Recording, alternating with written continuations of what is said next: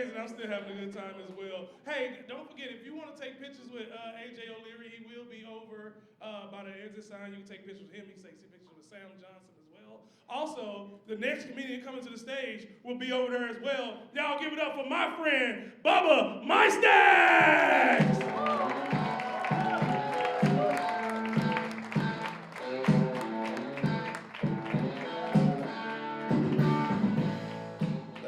Thank you. That is right. My name is Bubba Mistak, and you are right. I am almost a mistake. I've been told that I do have a dark and twisted sense of humor, so we're going to start this off nice and easy. Do we have any cat owners in the crowd tonight? Hell yeah. Of all the pet owners, I do think cat owners are the kindest. I knew a lady once who was still feeding her cat for 3 months after that lady passed away in her sleep. Yeah, y'all remember, huh? Yeah, no, I did adopt the cat. I named her Gizmo, because you're not supposed to feed her after midnight. That bitch knows how to eat when she wants, I'll say that. Do we have any rattlesnake owners in the crowd? I wasn't expecting so. Fun fact, did you know that you can actually kill and decapitate a rattlesnake with your bare hands? That's right. I know what you're all thinking. Easier said than done, and you are 100% correct. All you got to do is pick that snake up by the tail, give him a good little pop, and the energy traveling through his brain and spine completely destroys all nerve and muscle tissue that could bite or could want to bite. Now, I'll be honest, y'all are handling this a hell of a lot better than the Pentecostal church that I showed this trick to. I've only been to one of them rattlesnake churches, and I got to tell you, after I left, they started worshiping Jesus the regular way. We might leave the animals alone for now. Any fan of celebrities in here? Okay, same on rattlesnakes, cool deal. Bad thing about being a fan of somebody is sometimes you don't know what they've done until they've gone. For instance, recently, Rob Reiner passed away, and I learned the day after he passed away that he actually made a few good men and one really shitty one.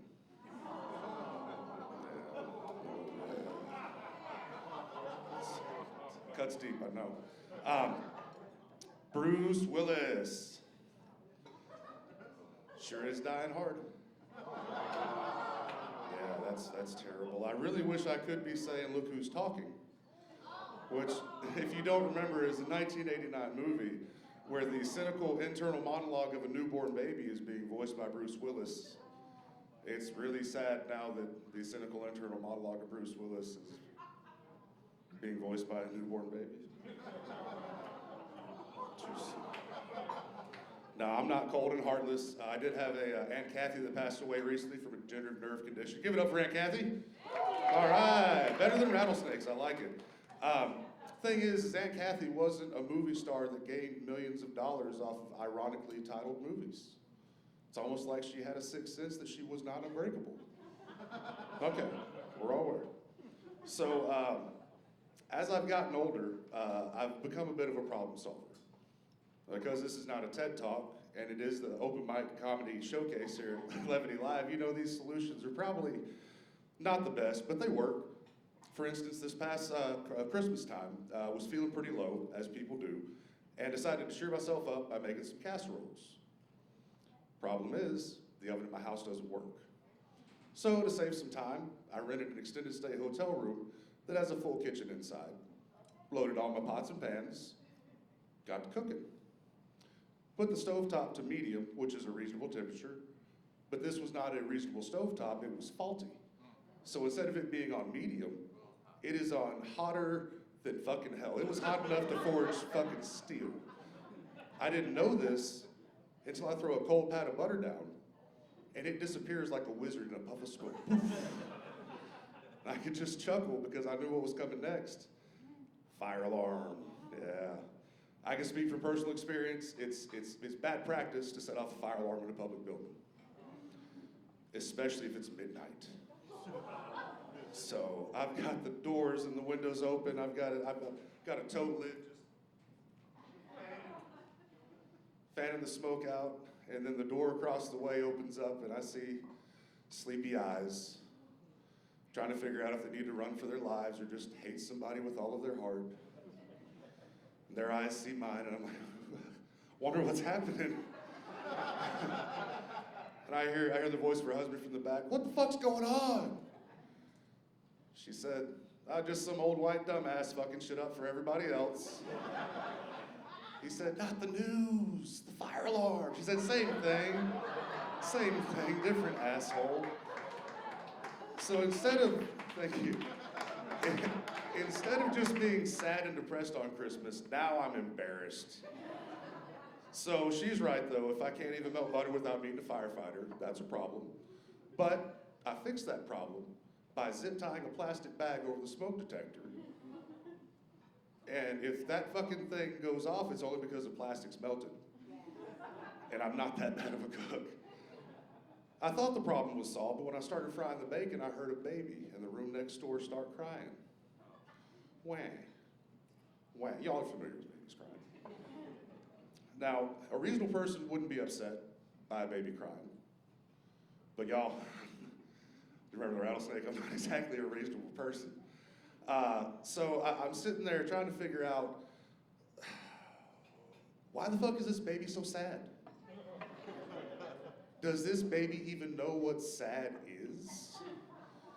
Does this fucking baby just hate the smell of good food cooking? I don't care anymore. Now I just want to fix the problem. So how do I fix it? Do I fix it like the smoke detector? Do I zip tie that little fucker in a plastic bag? No, not at first. Maybe kind of shake that little bastard until he's somewhere between Bruce Willis and Aunt Kathy. Maybe a little bit harder than that. No.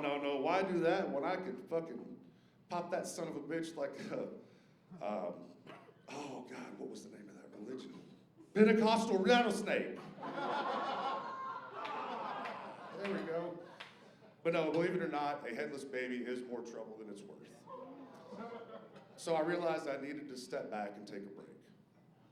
And what I realized was that, yeah, I wasn't sad and depressed about Christmas anymore, and I was no longer embarrassed about fucking up the smoke detector, but I was just hating this fucking baby.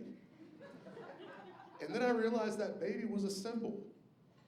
Not just because it's loud and I want to beat the shit out of it, but it was a symbol of my own problems, because that baby is not my problem. That baby's somebody else's problem. And if I let that crying ass baby problem keep me from doing my own shit, I am making a mistake and not a my stack. Now I hear what y'all are thinking. How the fuck did you go from the casserole asshole to the Dolly fucking llama so quick? Folks, the answer to that's simple. I smoked a lot of weed in the bathroom. Really good weed too. And that clarity that comes through, if anybody's worked with show, y'all are probably familiar, that works really well when you are in a high stress situation. I don't recommend that as a choice to do, but if you do make those choices, don't make the mistake I did. Don't get so high that you forget to take the fucking plastic bag off the smoke detector, and you're gonna have to fix your oven by next fucking Christmas. Ladies and gentlemen, y'all have been phenomenal. It's my time. I am Bubba Mistak. It's been my pleasure.